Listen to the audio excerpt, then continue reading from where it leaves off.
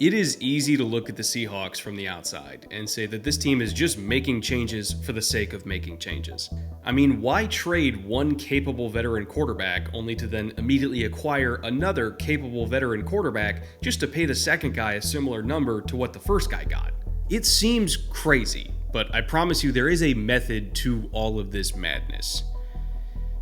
Probably. This is day 7 of this year's Bootleg Summer Series, 32 episodes on 32 teams to get you ready for the entire 2025 season.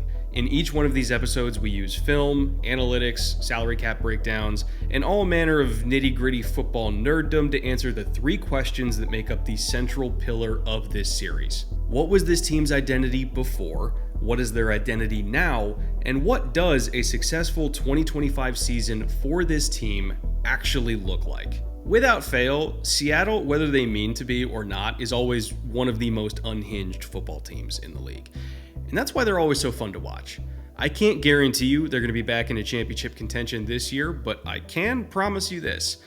No matter what this team's record is, good, bad, or painfully mediocre, they will be damn good television. Because they always are. Jay, Autumn, Anthony, roll the intro.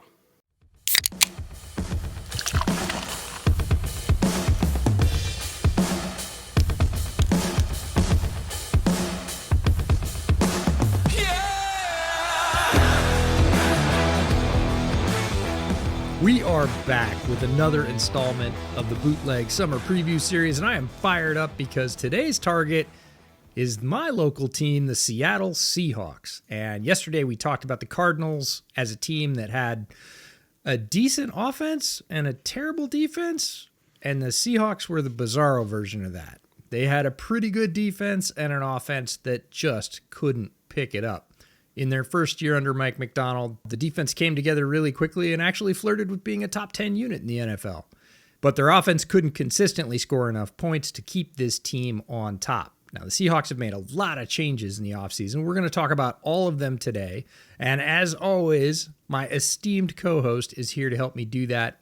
Brett, do you think the changes the Hawks have made are enough heading into 2025? I would love if they could just draft a nose tackle. That would be amazing, and not make Byron Murphy do it again. And even they would agree. Like, they were talking all offseason of like, yeah, we really got to get a nose tackle, and then opportunity presented itself. They're like, or we could get everything but that. So we'll see how. I mean, they were still like an average run defense last year, but I would love it if Byron could just play 3 technique all year and get up the field and get a bunch of sacks. But it's all right. I'm not going to complain. Ish. I feel like we need the Office Space meme here with, so if you could just draft a nose tackle, that'd be great. Draft one on Saturday, yeah. No, it's still a good team, though. Like, there are criticisms that we're going to lob at the Seahawks this year, but we do so out of love because we know that on paper this should be a really, really good team, one of the better teams in the NFC. And they kind of disappointed us last year. Not that they were bad, but relative to our expectations, like we thought that they very easily could have been, swinging with the heavyweights at the very top of the conference. And they fell short of that. And there's some reasons. The offense, particularly the offensive line, was awful, like one of the absolute worst units in the NFL. The defensive line was not healthy for the first half of the year, which I think probably cost them a little bit. In the first 6-7 weeks of the season, not having a healthy defensive line was just brutal for them. But once they actually did get healthy on defense, they blossomed into the type of unit that we thought they could be. Offense never really got it together because, well, we're going to get into that today. But all that to say, we are going to be critical of this team, but we do so because we know what they could be, and what they could be is a top 4 to 5 team in this conference. I think their defense probably played maybe even a little bit better than we expected, and we expected it to be very good, and their offense played a lot worse than we expected. We had much higher hopes for that side of the ball, and we'll go over the reasons. You laid out the biggest one being the offensive line could not get its act together, and Gino had to run for his life for a lot of the year. He did pretty well with all things considered, but it wasn't enough to make this team a true contender and a true balanced NFC power. And I know a lot of Seahawks fans are like, what do you mean Geno did well enough? He threw a bunch of turnovers in the red zone. And yes, that was a thing. Like, the turnovers were bad. I get it. But if you look at Geno clean versus not clean, in the snaps where the offensive line kept him from having a run within 2 seconds, he was one of the 6 to 8 best quarterbacks in almost every single stat that matters, right? If you're looking at passer rating, if you're looking at adjusted completion percentage, touchdown to interception ratio, like, he didn't have a problem throwing picks when he wasn't pressured. He had a problem throwing picks when he was under pressure, specifically in the red zone, and it was just absolutely brutal.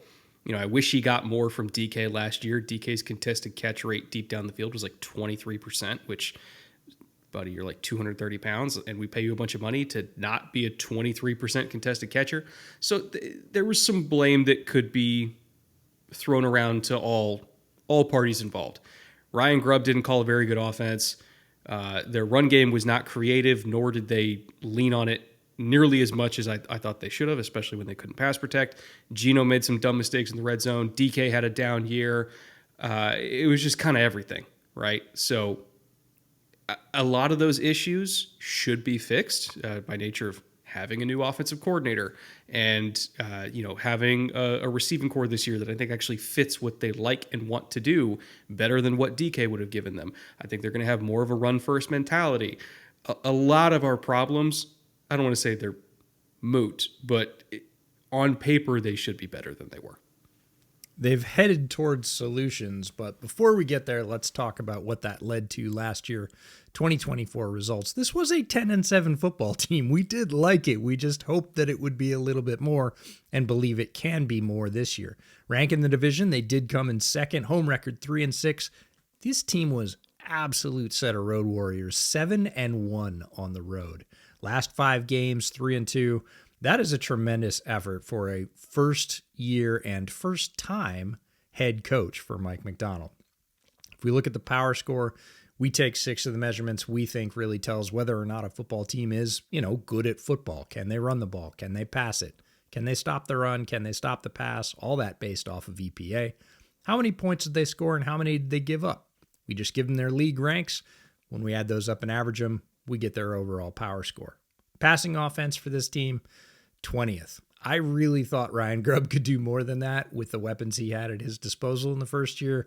Again, we talked about some of the reasons that didn't come to fruition. The rushing offense, 25th. This one's truly on Ryan Grubb for not pivoting earlier in the season and trying to make that happen, even though they had offensive line issues.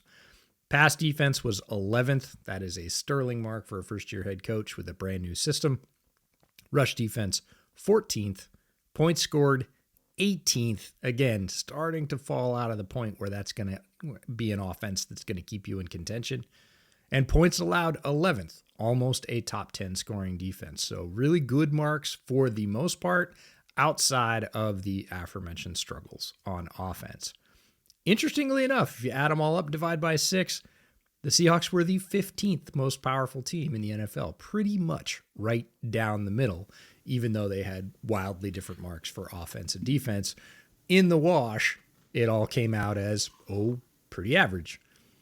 I'm not sure if you guys heard me pouring whiskey in the background, but I needed to grab myself a drink before I read off this next stat.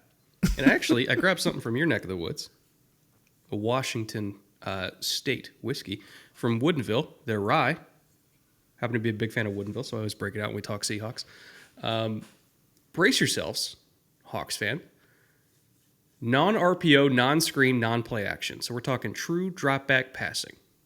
Oh, we're not going to talk about offensive line first, are we? We absolutely have to. Okay. Pass protection stats per PFF. So pressure percentage allowed. 41% pressure rate allowed on true drop-back passes.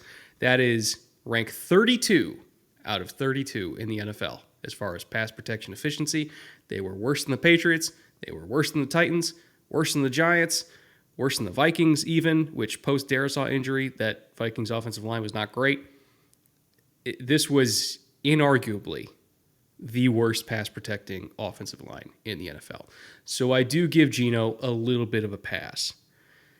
Who I don't give a pass to is Ryan Grubb, because they have eyes, at least I presume they have eyes, And when you see your offensive line is that bad at pass protecting, why the hell would you call that many pass plays?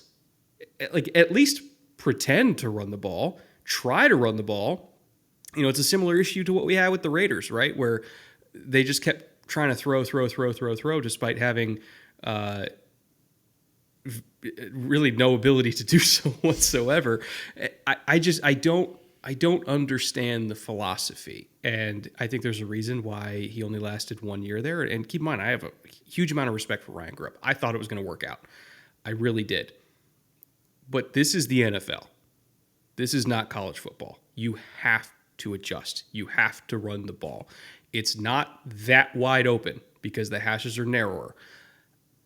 And, you know, this time last year, we were talking about the difference in hash width and how he might be able to do a whole bunch of really fun stuff with the passing game in terms of like forcing one-on-ones down the field. And like he tried, but you can kind of get away with that at the college level when you have 5 offensive linemen that are going to play in the NFL.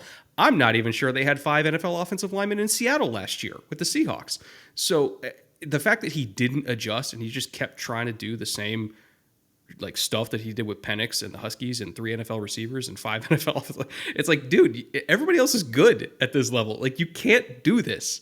And he just insisted on putting that square peg in the round hole over and over and over again. And that's why he's not there anymore. So it's real frustrating for me. And I'm not even a Seahawks fan. I can only imagine how frustrating it was for Hawks fans, but it just, nothing worked. And it wasn't all his fault, but he didn't do anything to fix it.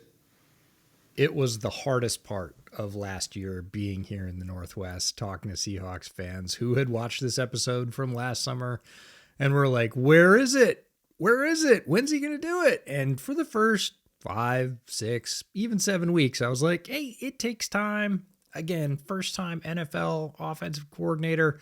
He's got to figure out the differences between college and pro. He'll adjust. I would say that. He'll adjust. And after about week 8, week 9, became a lot harder to say that with a straight face or even to want to say that. And by weeks 10 and 11 and 12, when people were just screaming at the top of their lungs, do something else. Dude, you could tell McDonald was so over it by like week 10. He was so over it. I did not have a lot of fun here last year trying to defend that. And by midseason, I pretty much stopped because I was like, well, buddy, it's on you at this point. Either you're going to change and salvage your fortunes, because we saw some of those storylines in the NFL. Last year with Baltimore, their defense was abjectly horrible in the first half of the year, and they made adjustments and got very good by the end of the year. By about 2/3 of the way through the season, it was like, nope, he's not going to adjust. And that's when the whispers started. Hey, he's probably not going to be back for a year or two. Also, side note here, like while we're talking about the run game. So they drafted Christian Haynes out of UConn last year, who you and I both liked a lot. Mm-hmm. Christian Haynes' calling card as a prospect was being the best zone blocking guard in last year's class. And they didn't call outside zone. So why are we drafting Christian Haynes if we're not going to be an outside zone heavy run game? Like, what was the point of that pick? It just felt like there was a huge disconnect between the front office and I wouldn't even say Mike McDonald. I'd just say the offensive coordinator. Like, why was that pick made if we weren't even going to have our run scheme designed around his skill set? It's like the one thing he was really, really good at UConn. Not that he was a terrible pass protector, but like that's the reason you take him in the 3rd round. I remember last summer we were talking about how good he was in outside zone and how we thought that was going to translate to, or rather indicate that they were going to be an outside zone heavy team, and they just didn't call it. So make it make sense, EJ. Like, I don't understand why they did anything they did. That one hurt because, again, a lot of people were saying, hey, you really like Christian Haynes. He sucks. I was like, no, he doesn't suck. A, he's a rookie, and B, they're not asking him to do what he's really good at. So no, he's not good at that. And doesn't mean he can't be eventually, but you're asking a guy that has done largely one thing very well throughout his career to this point. And you're saying, oh, yeah, don't do that. And one of my biggest struggles with football fans in general are the ones that say, well, here's the biggest issue, but despite that, they should have been good. And with Seahawks fans last year, they're like, I know the offensive line is terrible. And I was like, let me stop you. They're not just terrible. They're literally the worst in the league. So before you go off and say anything else about the offense, just imagine playing without an offensive line and you're close. Now, do you still want to say what you were going to say? Oh, you don't? Okay. Like, because people will say that, well, I know the offensive line is bad, but they should have been better. I'm like, based on what? They had no protection. They struggled to run the ball. And when they did, they didn't run it to not only the strengths of their offensive lineman, but like K-Walk is a really good outside zone runner. And they just didn't employ him that way. Even Charbonnet, like I get it, like Charbonnet, you want to get him downhill, but like he can still run outside zone. Like he's a big back that can slash a little bit. It just, the whole thing seemed so disjointed. None of it made sense. It was just bad. It was straight up bad. So I'm going to move on because I really like all the fun offensive stuff. I'll save for when we talk about Kubiak and the new OC hire, because I think we are going to see a massive difference in terms of scheme, philosophy, everything. So I'll save that for the coaching section. Defensively, the identity for this team was fast, aggressive penetrators. And I can't remember if I actually said the stat earlier or not, but if you're looking at when this defensive line got healthy, so weeks 1 through 9, they were 22nd in pass rush win rate because they were super banged up. Weeks 10 plus, after everybody was back, they had a couple weeks to kind of gel together, they were 9th in pass rush win rate. There we go. Sound it out, Brett. Another stat that I thought was a great indicator of how hard this team played, especially in the back half of the year, that D-line was second in pressures in the entire NFL that happened at least 2.5 seconds into the play. So number 2 in the NFL of pressures late in the down. It was 42% of all of their D-line pressures were late in the down, which is a testament to how hard they played, their effort, their motor, sticking with it late in the down, but also showed how improved the coverage was on the back end in the second half of the season because nobody was open in 2.5 seconds. Like you can't get those kind of pressures late in the down if receivers are getting open instantly. So secondary played better, defensive line got healthy, they really got after it as a pass rush, and that's why they ended up being, a really, really solid defense as far as pass defense. I think they were 11th is what you mentioned in terms of EPA per play. And rush defense, they were average to slightly above average, but the fact that they were average to slightly above average while not having a nose tackle, I think is a testament to how good Byron Murphy was for this team to step in there and basically be their nose tackle as a 3-technique body type. Like that is kind of a remarkable achievement. We could throw a rookie in there who's like, what was he, 310, something like that? Maybe 310 max at that body type. He really is built like a 3-technique, and we're going to play him at nose more than any of our other defensive linemen, and it's going to work. It wasn't the plan, but it became the plan when he was their best guy at it. And I know it's still not what they want for him long-term, but the fact that he could step in there year one and do that really grueling role, it's a testament to how good he is as a player. And he kind of held that defense together as well for a big chunk of the season. So I loved everything that Mike McDonald did. They got a lot of pressure while being low in blitz rate. They were 21st in blitz rate. Secondary got better. Hope to see Woolen, get better this year. Not that he was like terrible last year, but it wasn't as good as we know he can be.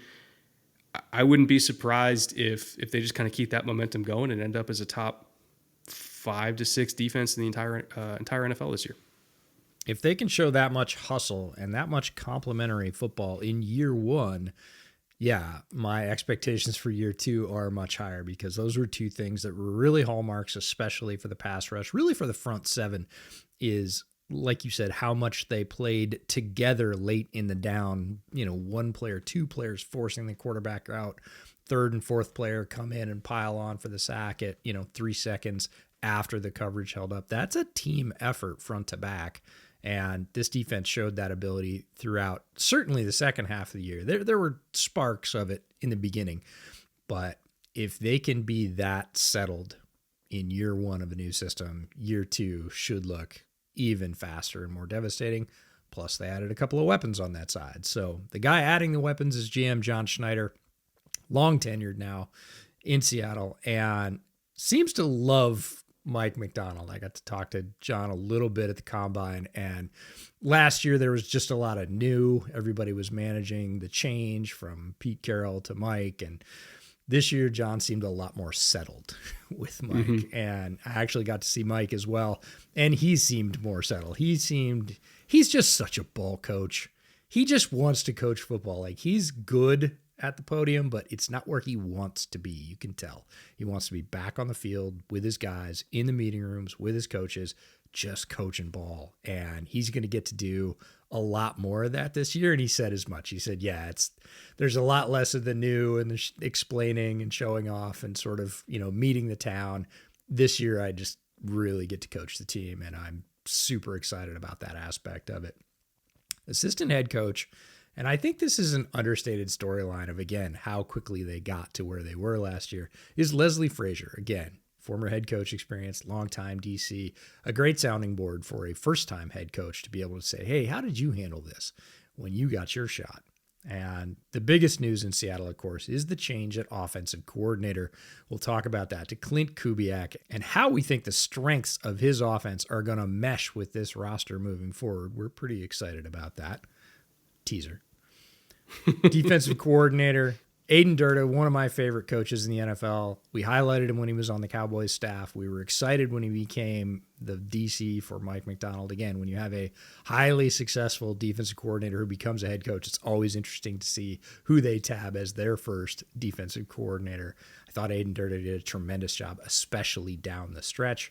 And the special teams coach is Jay Harbaugh. Yes, he is of the Harbaugh family. But let's talk about Klint Kubiak, because that is the offseason news in Seattle. I love the fit as far as what Klint Kubiak likes to do, as well as the quarterback that they brought in to do it. Again, I don't really have any issues with Geno. I think he's going to be really good in Vegas. And you could debate the merits of swapping out a solid starting quarterback for another solid starting quarterback at not as much money, but it's not like that far off, right? A lot of Seahawks fans are like, why did we do that? You do it because of the marriage between scheme and player at the quarterback position. Because what is Sam Darnold really, really good at? I'm not saying he's good at everything, but something he's really, really good at is under center, play action passes deep down the field. And that is what Klint Kubiak does. Just like his father, Gary, just like, Kyle Shanahan and Kyle's father, Mike Shanahan, like they come from that 80s, 90s. We are lining up under center. We are running wide zone. We're going to be a really good wide zone run game. Shout out Christian Haynes. He finally fits. Gray Zabel going to also be on this offensive line. Also great in wide zone. Like, they built the offensive line that should fit this run scheme. We know they're going to commit to that run scheme. They have the back to do it. And then when we get, that run game all lathered up, we're going to do a hard play action fake. We're going to boot the quarterback out. We're going to buy time for one of our 3 receivers on this team that are all really good at running the high cross, and we're going to have Sam deliver that ball deep down the field. DK as a receiver didn't necessarily fit the type of route tree that this offense prioritizes. They are not a type of offense that throws 9 routes down the boundary. When they take shots down the field, it's more to the deep middle of the field. It's over routes, it's high crosses, it's corner posts, and that just wasn't really, I'm not going to say it wasn't in DK's wheelhouse, but it just wasn't his best routes. And I would say that if you're looking at the receiving core they have now with JSN and Kupp and all these guys, like, that's what they do really well. They work the intermediate and the deep middle of the field. So, the marriage between quarterback, receiver, and scheme, I think, is really good. Sam was 4th. I can't remember if I mentioned this. Sam was 4th in yards per attempt on play action passes from under center last year at 9.8, which is a monster number. And it was not a small sample size. He had 151 attempts that were like that under center play action.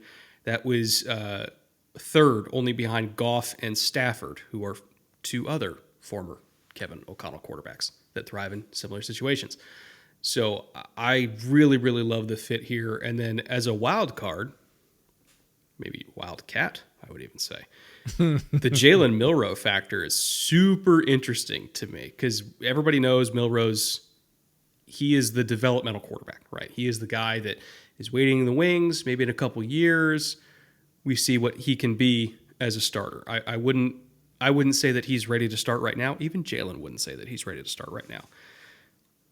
But it doesn't mean that he's not ready to play, in particular as a package player, because he does stuff that Sam can't do. He does stuff that Sam is physically incapable of doing. In fact, most people on earth are physically incapable of doing what Jalen Milroe does.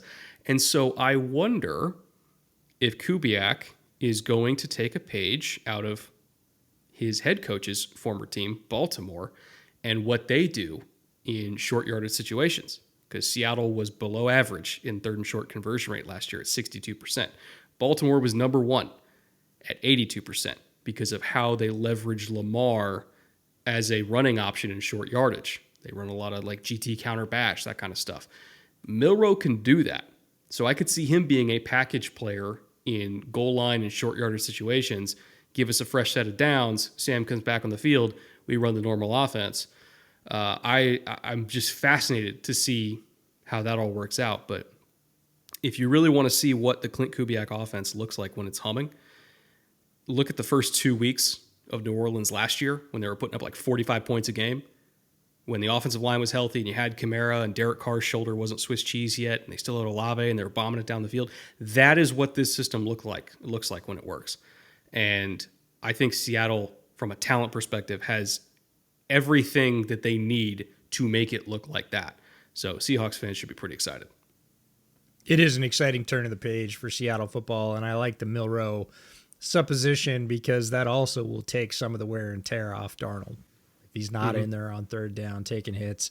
Obviously you're not going to be running him, but if you're dropping him back to pass on third and medium, he's still going to take some hits. And if Milroe takes those, much younger player, much stronger player in the lower half. And like you said, there's not many people on a football field that can do what Jalen Milroe can do, certainly with his legs right now. He's, I'm not going to say in a class by himself, but he is in a rare class of athlete in the NFL at the quarterback position. So it'll be fun to see how he's deployed. Some of the coaches that are going to get to decide how he's deployed, other notable coaches on the Seattle staff, Rick Dennison, for one, the run game coordinator and senior offensive advisor, 28 years of coaching experience. John Benton, the offensive line coach. He's, of course, charged with getting that unit correct. 33 years of coaching experience. Jake Peetz is the offensive pass game coordinator. So when you're talking about all those deep crosses and how guys like Kupp and JSN work to stress the defense together, that's going to be Jake Peetz's wheelhouse.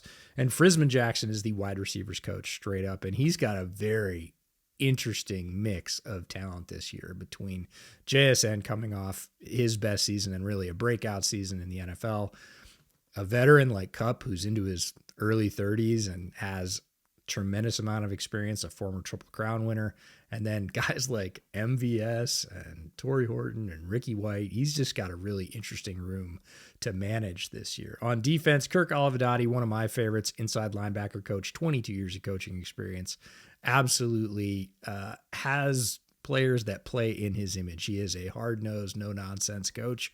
I think that's why Mike Mack loves him. And then Justin Hines is the DL coach. Again, really good work getting that defensive line together when they were healthy and finding ways to pressure the quarterback without having to blitz. I want to mention, by the way, John Benton was the Texans offensive line coach for a long time under Gary Kubiak. And I think he was there from like 2006 to 2013, like the entire Kubiak tenure.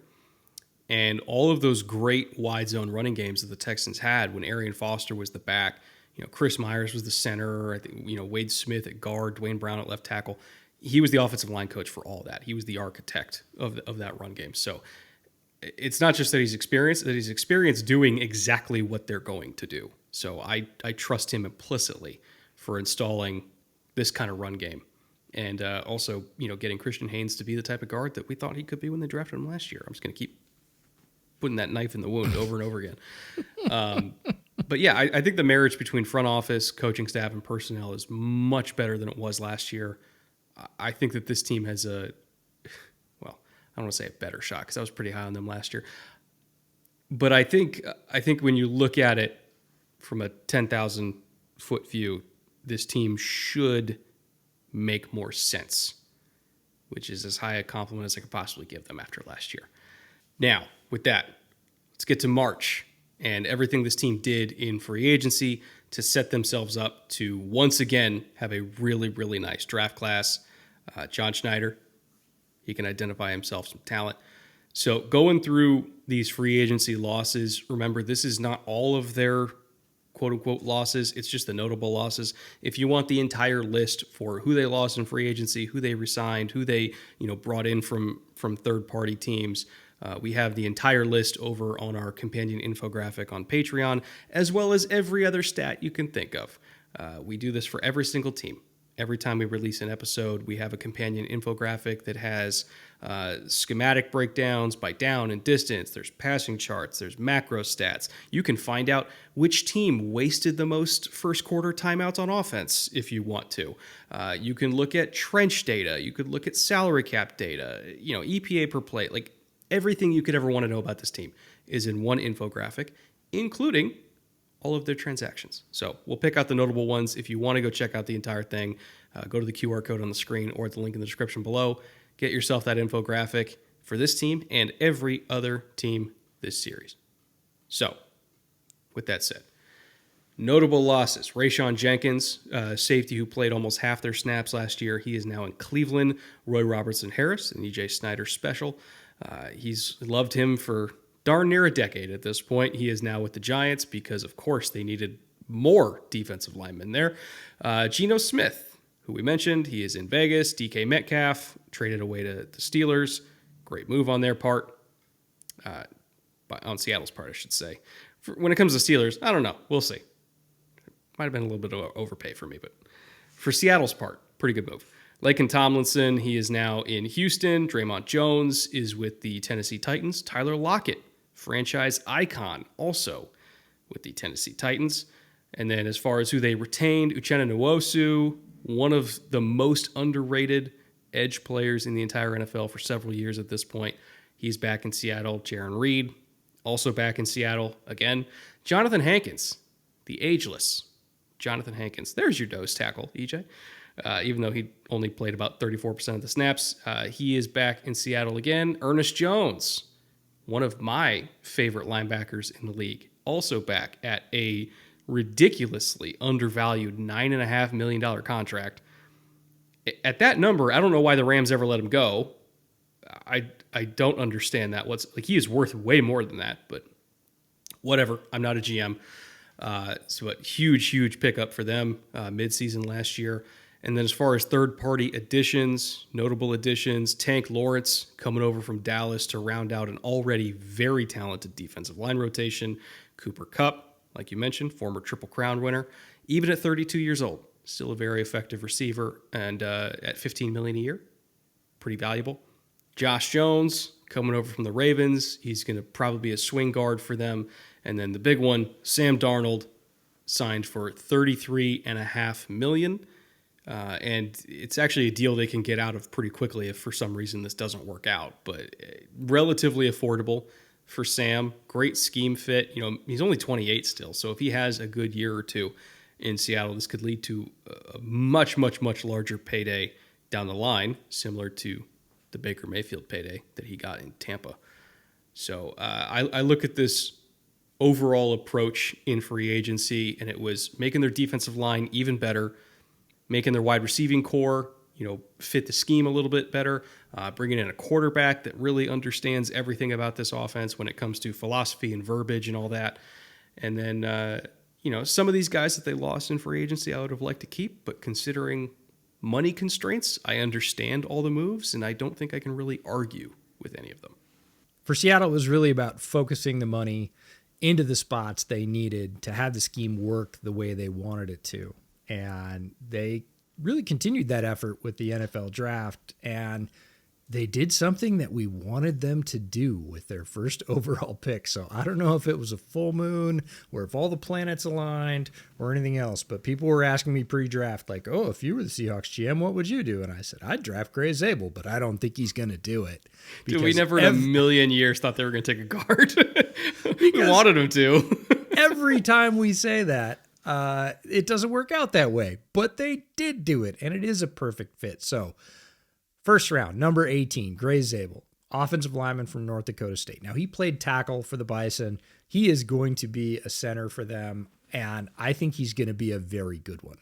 And watching him move on the field at the combine, it took like 3 minutes to figure out, yep, nope, he's totally capable of making that move. And I think it's going to be a great spot for him. He's got a great attitude for an offensive lineman. Listening to him talk, the way he sees the game, the way he approaches it, I just feel like he's going to be one of those starters that's like 8-9 years just locked in. Everybody's going to say, man, that was a great pick. Outside of something like injury, seems like the perfect fit, perfect place, perfect time, and he just seems perfectly wired for this team and the role they're going to ask him to play. So I love the Gray Zabel pick, and it was a very strong start for the Seahawks. Round 2, pick 35, pick they got from the Titans. They go for Nick Emanwari, the safety out of South Carolina, who is an absolute mutant. 6'3", almost 220, jumped over 40 inches. I was about 10 feet away from him when he did that at the combine, and I don't know that I've ever seen anybody that heavy just look like they're going to continue to go up. He just didn't even look like he was going to come back down. And if you can jump almost 4 feet straight up at that size, dude, it's just not natural. And with his wingspan on top of that, the height he can reach is redonkulous. So he is going to have a lot of fun in Mike McDonald's defense, and he is going to eventually be their Kyle Hamilton alternate.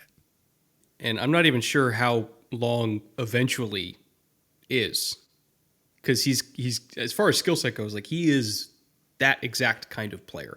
Because if you're going to play that kind of role, the Kyle Hamilton role, the big nickel role, you need to A, have quick trigger ability, B, open field tackle ability, C, length, because you're going to be hanging out in those low passing windows, so you need to have the length that makes it really frustrating for quarterbacks to target that area of the field. And the fact that you can also do kind of wild and wacky shit with him, where you can put him 4 yards off the line of scrimmage, essentially over a slot receiver, and then say, Nick, I need you to run as fast as humanly possible and get back to the deep post from that position as soon as the ball is snapped. And he can do it like Kyle Hamilton can do it. There is no blitz. There is no coverage you cannot call when you have that kind of rangy athlete there. That is part of what makes Kyle Hamilton so valuable, is you see him lined up over the slot, but you're not 100% sure he's going to stay there. And I think that cannot be understated as far as his value to this defense. I wouldn't be surprised if he ends up being one of the overall best rookie DBs in this class. Maybe not with the most gaudy stats, but as far as value for his role, he's going to be up there with all the other top DBs in this class. Especially when you add him to a secondary with other highly versatile players like Witherspoon. It's going to be a really fun mix. Also in round 2, 15 picks later, at pick 50, they get Elijah Arroyo, the tight end out of Miami. One of, I think, the best pure receiving tight ends in this draft. If he didn't have health questions, I think he could have tickled the end of the first round. Now, maybe it would have been the top 4 or 5 picks of day 2, but he is an incredibly valuable asset for this offense, and they can really lean into more tight end targets. Sam's been pretty good at targeting the tight end. He used Hawkinson very well in Minnesota, and Elijah Arroyo is going to see some of those. Of course, Noah Fant's going to get a lot of those, and he had quite a few catches last year with Geno, but a lot more of those were panic dump-offs. If you're talking about designed seam ripper touches, Elijah Arroyo is your guy. Also very good along the sideline, which is a lot of fun. Round 3, pick 92, a pick they got from the Lions. We already talked about Jalen Milroe, the quarterback out of Alabama, a tremendous threat with the ball when he's running. Probably the best in the nation last year at that. Easily one of the most explosives. And he has passing ability. Everybody talks about Jalen Milroe like his arm fell off and he can only run the football. It's not true. When he puts everything together, he can absolutely rip the football in the passing game. Consistency is not there. And that's largely from a mechanical standpoint. He needs reps, and he is getting some of the reps that I really hoped he would in virtual reality, because it's one of the things that helped Jaden Daniels last year be Rookie of the Year and take his team deep into the playoffs, was virtual reality reps between college and the pros. And they're doing it with Jalen Milroe, and I could not be happier, because it just means good things for him. Doesn't mean he's going to become Jaden Daniels. It means he's going to get to playing and understanding the NFL passing game much more quickly than if he didn't have those reps. Great kid, hard worker, amazing character, tons of physical skills. If he unlocks it and Seattle gets a quarterback of value at number 92 overall, this draft's a success regardless of the rest of the players they picked. He doesn't even need to be a top-tier starter. If he's just an okay starting quarterback, like he can be number 15 in the NFL. You got him in the third round. He costs nothing. So, 2 years from now, maybe even 3 years from now, like let's say he goes into year 3 and that's the Jalen Milroe era, and you're getting year 3, year 4, and then assuming year 5 is when there'd be an extension or maybe a franchise, I don't know, whatever. We're speculating on something that's going to happen half a decade from now. But either way, you're getting year 3 and year 4 dirt cheap for a solid starting quarterback or somebody who we think can be a solid starting quarterback with a couple years of development. There is nothing more valuable in this sport than that. Look at everything that went wrong for the Niners from a drafting and developing standpoint, which we talked about earlier this week. Everything that went wrong for them in the last 3-4 years, like they threw out 2 entire draft classes back to back, and it didn't matter because they got the quarterback, and he cost nothing, and so they were able to, still retain their core of talent that was expensive. They did a Debo extension, they did an Ayuk extension, they extended Kittle twice, they extended Fred twice, they did a Bosa extension, they did a Trent Williams extension, they brought in Javon Hargrave, gave him a bunch of money, they did a CMC trade, gave him a bunch of money. Like they wouldn't do that if Brock Purdy was an expensive starting quarterback. He cost nothing, so that's how they kept their team together and went to the Super Bowl. If Jalen Milroe is anything like that, they're going to have a 2-year window where they can throw money at everybody, and they're not going to be punished. So I think it's worth spending the 92nd overall pick just for that possibility, because that is how you create Super Bowl windows. It literally just happened in their own division. It is the ultimate lottery ticket, and they are hoping to hit it. They did not have a round 4 pick. They go all the way down to round 5. Number 142 that they got from the Jaguars. One of your favorites, Riley Mills, the defensive tackle from Notre Dame. And you were much higher on Riley Mills than I was, so I'm going to let you wax poetic about him. As long as he doesn't have to stop the run, I think it's a great pick. And he is coming off a significant knee injury, which is why he went in the 5th round to begin with. But if you're looking for a 5 technique, a 4-eye body type that can rush the passer, or, maybe when I say stop the run, he can penetrate into the backfield and get you TFLs. He's not really somebody who's going to bow up against double teams. That's not his thing. He will get blown off the ball. But if he is a slasher penetrator type as a 4-eye or a 5 technique, or if you do need him to bow up and stop the run, it's outside against tight ends, he can do that. But really his value is going to be on or in passing situations. And he is very, very good at that. So to get him in the 5th round, I thought was good value. I wish him well in his recovery. I don't know when or if he will play this year, because he got injured really late in the college season. So I don't know if he's going to play this year. But if he does, I wish him well in his recovery. He was a really good player at Notre Dame. Yeah. Their 2nd round 5 pick, number 166 from the Bills, is somebody I was thrilled about in this draft for them. Torrey Horton, wide receiver from Colorado State, who was incredibly quiet this year through the draft cycle for a guy with his amount of success. Now, some of it was coming off an injury last year, but his last healthy season before that, he had over 1,000 yards. And last year he had 1,144 yards, 8 touchdowns. His average depth of target was over 10 yards, and he's a very talented receiver that I think people just kind of forgot about, and it happens sometimes during the draft that, much more heralded players have a little bit of a downturn, whether it's scheme change, injury, whatever else.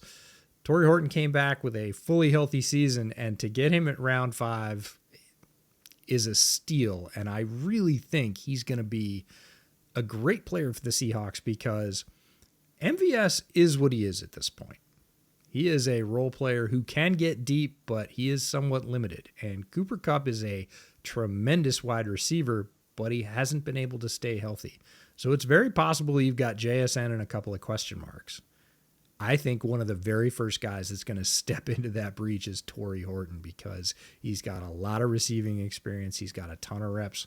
He is a very solid catcher across the middle of the field. He's got good size. He's well over 6 feet tall. Not the thickest guy. He is a little bit skinny, but he'll be putting on weight in an NFL pro conditioning program. So really love Torrey Horton's prospects with the Seahawks in this offense. And then their final round 5 pick, yes, they had 3 of them, was number 175, Robbie Oots, the tight end from Alabama, who we saw on the field at the Combine. And I thought, I don't want anything to do with him as a tight end. And as soon as they drafted him, they said, we're not going to play him at tight end. We're going to play him at H-back fullback. And I went, okay, I'm in. That's a little better. That works. I'm totally fine with that as a 5th round pick. In the 6th round, pick number 192, a pick they got from the Dolphins. They grabbed Bryce Cabeldue, the guard from Kansas, who our buddy Brandon Thorne was a big fan of. He was one of the more underrated players that Brandon really liked down the board. He studies more offensive linemen than anybody I know, and he really liked the fit. He was excited. We exchanged text after that. And again, Seahawks can use all the interior offensive line depth they can get. In round 7, this is where they start picking up dollars that this draft dropped, not that other teams drop necessarily. Number 223, a pick they got from the Saints.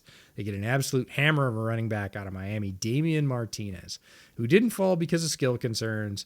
We talked about this earlier. It's more maturity concerns, not necessarily terrible stuff, just needed to grow up, transferred programs. Seems to have done that, but pure talent-wise, I would say late 4th, early 5th round easily, but because of the incredible depth of running backs in this class and some questions, he falls all the way to the 7th. Seahawks are the beneficiary of that. Another pick in round 7, pick 234, they get Mason Richmond, the tackle out of Iowa. Again, let's just keep stacking the offensive line depth. And then their final pick, round 7, 238, pick they got from the Chargers, a compensatory selection, Ricky White, wide receiver from UNLV, who was wildly productive during his time in college, is also a special teams threat. And I ran into him at breakfast the other day. You did? Ricky?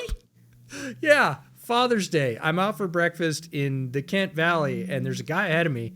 He's wearing Seahawks gear. You know, there's a couple people in between us, and we're standing there for a while waiting to order. And then I'm like, because we interviewed him at Shrine Bowl. I was going to say, it's like, we know Ricky. Yeah. Yeah. And so he orders and goes off to the side. And I was like, yep, that's absolutely Ricky White. So I ordered my food and I walked over. I said, hey, Ricky, EJ Bootleg Football. We interviewed at Shrine. He said, yeah, yes, sir. How are you? Very polite guy. We talked for a while, asked him how his experience in Seattle's been. He is thrilled. I know a lot of folks being drafted in the 7th round would be a little bit disappointed. He is anything but. He was absolutely purely positive about the landing spot, the guys he's getting to play with, the coaching staff, the fit, the area. It's his first time being up here. He is just, his smile was ear to ear. He's like, no, sir, I'm loving it. It is amazing. Did you tell him not to get used to June Seattle? Because June Seattle will lie to you. It's not normal. I mentioned to another draft analyst friend of ours that I ran into him at breakfast. And his reply via text was, did you tell him to eat 2 breakfasts? I was like, I did not. Ricky is slight, but was tremendously productive and was a special teams ace for UNLV. He had like 4 blocked punts in 1 year. Like that's what they brought him in for. Was absolutely. And you know, maybe he can make the team as a receiver, but at worst, he's going to make it as a special teamer. Yeah, no. And if you're picking players down the board, skill position players, they better be able to play special teams, and Ricky White can. So great selection by Seattle. Love this draft class. One of the best draft class in the entire league. And I feel like that's like the 3rd year in a row we've said that about John Schneider's work. I think now that he has full roster control again, people are remembering that he is very, very good at his job, and there's a reason why he was able to build a borderline dynastic roster early on in his tenure in Seattle. The man knows what he's doing. As far as UDFAs, he also brought in a few really, really good ones that are worth mentioning. Isis, is it Isis or Isis? I think it's Isis Waxter. brought him in from Villanova. This is what happens when we only watch all 22 and we don't see broadcasts. We never get pronunciations. Zy Alexander, corner from LSU. His claim to fame is not missing a single tackle last year. We love corners that can tackle. Zy Alexander can tackle. And then Jared Ivey, this one I don't understand, because maybe it's just me, but when you watch Jared Ivey, you weren't thinking UDFA. So I never heard anything about maturity. Maybe there was maturity. I have no idea. But off tape, zero reason he should have gone undrafted. He is a really good football player. Again, just rounding out a loaded defensive line group. I have no idea where he's going to play because they just have dudes on dudes on dudes up there. But he's good enough to make the roster.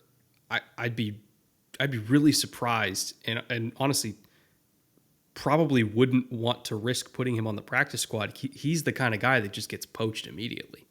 If he shows anything in the preseason at all, he will absolutely get poached. I had him as an end of the 4th round value, beginning of day 3. And he lasts all the way through the draft. I didn't hear anything either about off-field concerns, medical, but there was definitely something, because based on tape, he was highly disruptive in an SEC defense, has a ton of skills, is a really good fit with the Mike McDonald defense on top of it, but had to be one of the most highly pursued UDFAs in this particular cycle. Took several days to decide. A lot of guys decide late Saturday, at the latest early Sunday. I didn't see where Jared Ivey landed for a while, and then, of course, it was the Seahawks. And yes, John Schneider just keeps stacking great classes, and he doesn't quit in the UDFA process. One of the reasons I love him as a GM. So, looking at our central pillar with our 3 questions that we ask and answer every single show. What was their identity before? What do they want their identity to be now? And what is the goal for the season? Their identity before, aggressive, like hyper-aggressive defense with a deep and high motor defensive line, coverage that got better on the back end as the season went on, and ended up being a really, really good defense in the back half of the year. The offense, quite frankly, I'm going to skip that part because I don't think Seahawks fans want to be reminded of the 2024 offense. As far as what they want their identity to be now, same thing on defense, but offensively, they want to run the ball, they want to be under center, they want to prioritize play-action passing, they want to work the intermediate middle of the field, and they just want to give that really good defense a break. It's all you really need to do. Give that defense a break. They will create havoc. They will create turnovers. They will give you more scoring opportunities. So balance is what they want their identity to be now. So with that, we have only one more team to get to this week, and it is the aforementioned Rams, the boogeyman of the NFC West, one of the best teams in all of football, one of the most talented, one of the best coached, one of the most explosive, one of the most experienced teams, at least in big games in all of football. They have the coach, they have the quarterback, they have the D-line, they have everything that we talked about with Seattle, except they might be even better. So you don't want to miss tomorrow's show because, hell, if Seattle splits with LA, that to me is a testament to how good they are, because not many teams, I think, could split with LA this year. So stop by tomorrow. We got one more NFC West team. And then on Friday, remember, we have our NFC West recap where we pick a division winner. We pick all of our NFC West season awards. So MVP for the division, Rookies of the Year for the division, Coach of the Year for the division. We have our NFC West bold predictions. That is all in our Friday patron-only show. Again, you can find that and the Seahawks infographic, the Niners infographic, the Cardinals infographic, the Rams infographic. Tomorrow, every infographic that accompanies every single episode can be found on the Patreon, I should say, for all of our lovely patrons. That is, again, linked in the description below. We will see you tomorrow to talk about those LA Rams. One of the biggest episodes of the summer. Hope you enjoy it.